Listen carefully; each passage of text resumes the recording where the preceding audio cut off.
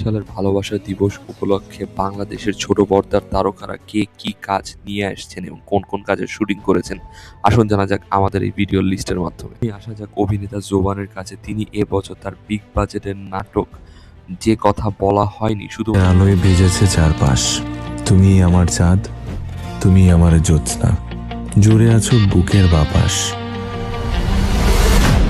রহমান এবং কেয়া পায়েল জুটি বিপি নামক একটি নাটক নিয়ে এসেছে এই ভালোবাসা। আমি যতদূর ভেবেছি একা একা ভাবিনি, আমাকে ভাবাই। খানেরও ভালোবাসা দিবস উপলক্ষে আসতে যাচ্ছে দুটি কাজ, যার মধ্যে একটির নাম হতে যাচ্ছে প্রেমের গল্প এবং আরেকটির নাম হতে যাচ্ছে লস্ট ইন ট্রান্সলেশন।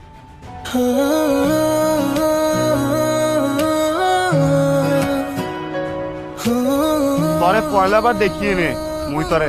2 বছরের মতো এই বছরও ক্লোজ আপ কাছে আসার গল্প নিয়ে এসেছে তাদের নাটক যদি আবার।